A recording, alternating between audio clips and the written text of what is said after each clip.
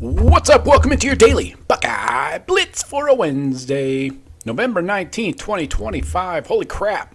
I just realized next week is Thanksgiving. Holy shit. A week from tomorrow. Got stuff to do. But yeah, I hope everybody's doing well. Getting ready for this holiday. Hopefully you get some time off to spend time with your family and friends. Get liquored up. Watch some football. And of course, spend all next week chewing on your fingernails, getting ready for the big game on Saturday up in Ann Arbor. But today we're getting you ready for this game against Rutgers, I guess, because we have to, kind of, sort of. Yeah. Anyway, Buckeyes are 10-0. Last home game. This is your big noon on Fox. So Rutgers. They've had to battle to be 5-5. Oh, Jesus Christ. They're badly outmatched in every meaningful category. The Buckeyes are rolling. The defense is suffocating.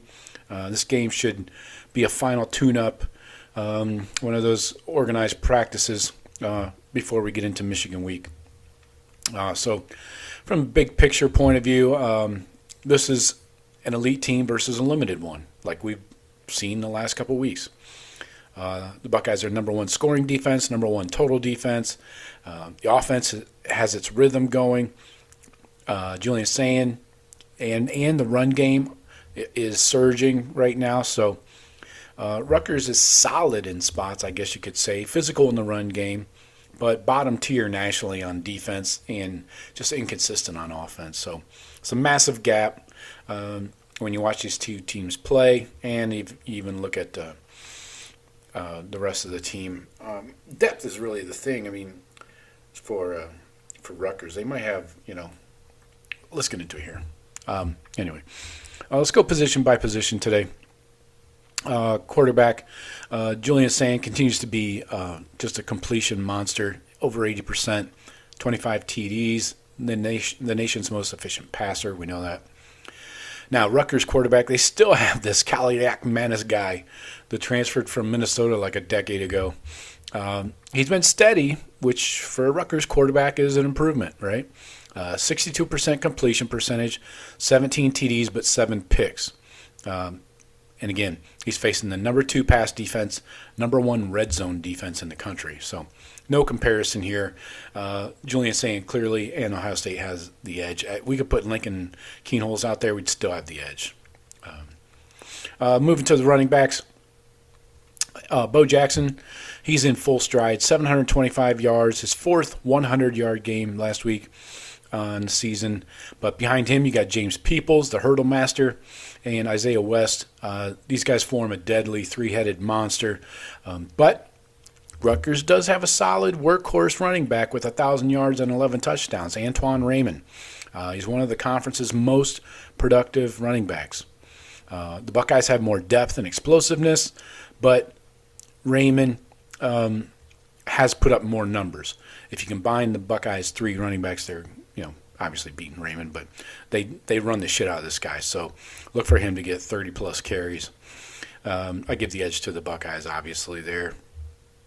Wide receivers and tight ends, Jeremiah Smith and Carnell Tate, will they be active is the huge question, right? So if they sit, though, the next wave in, along with Brandon Innes, is Bryson Rogers, Mylan Graham, Quincy Porter, Max Clare. They're even more talented than this trio from Rutgers of Duff, Sheffield, and Strong. They're a good group for Rutgers, but again, for Rutgers. Ohio State definitely has the edge here. I don't care if you go all freshmen on the Ohio State wide receiver starters. O-line, Julian Sayin has just been sacked 6 times all year, so this is top-level pass protection. Run blocking has gotten better and stabilized. Gabe Van Sickle really showed up nicely the last couple weeks, so he's pushing Tegra Shabola on the right side. And if Josh Padilla is back, he's also going to circle in there and mix into that rotation. So Rutgers has allowed 29 sacks on Kaliakmanis, one of the worst protection units in the Big Ten. So a clear advantage there for the Buckeyes on the O-line.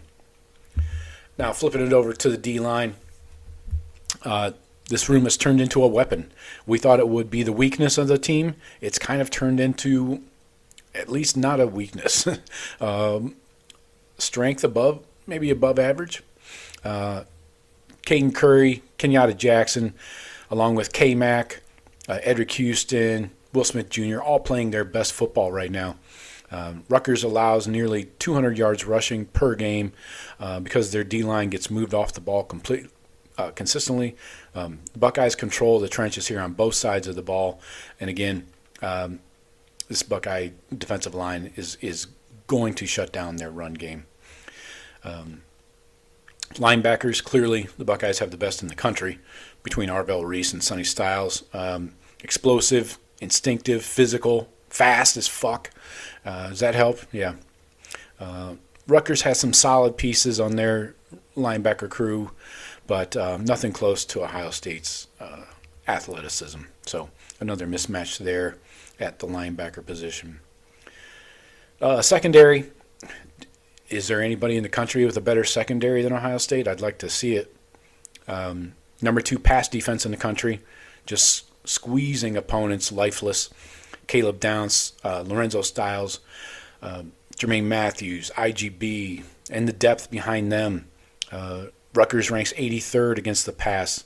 To flip it over to the other side, they give up explosive plays regularly. Have explosive play, they will travel. Massive advantage for the Buckeyes. So even if the Rutgers receivers get a little physical, I recommend you don't. IGB will get all up inside your head rent-free. So some of the key stats here and the huge disparities between them. Total defense, the Buckeyes 212.6 yards per game. That's first. Rutgers 425 yards per game. Their defense is given up. That's 122nd. Scoring defense, the Buckeye defense is first, 7.5 points per game. Rutgers defense is 107th in the country, 29.4 points per game. Red zone defense, the Buckeyes are first. Rutgers is 91st. Pass defense, the Buckeyes are second. Rutgers is 83rd. Run defense, the Buckeyes are second. Rutgers is 103rd. So every stat you want to pull up favors the Buckeyes. So some of the storylines to watch. The Buckeye offense versus the Rutgers defense. They just simply don't have the personnel to hold up to this Buckeye offense. With the yardage we just ran through, almost 430 yards per game they're giving up. The Buckeyes are efficient, balanced, deep.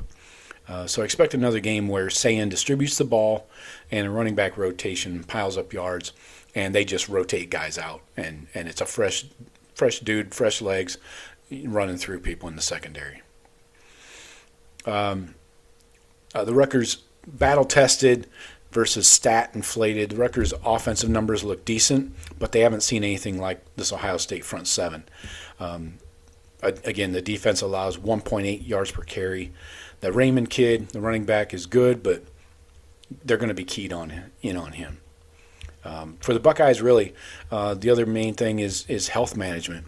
You got to be smart with Jeremiah Smith, Carnell Tate, and even the defensive guys. Look for most of the starters to play half the game, and then get out. So this is a game where depth should shine again. A lot of guys are going to get snaps. Last week they were up over 50 guys getting snaps again. So new week, different week, same shit. SSDD. Anyways, Rutgers can compete with the mid-level Big Ten teams for a bit, but the Buckeyes are fully armed, heading toward a championship run. And so the dominant on the line of scrimmage in space, speed, the efficiency, and the depth. Just walk them down into deep waters and watch them struggle to breathe. So should be another business-like blowout to get us ready for the Cheaters game next week. So our score predictions from Monday's show, I have 38-6. Jeff has 48-13. Sean has 49-10. So let me know what you guys think. Hit me up with your score predictions, and we will talk to you later. Go Bucks.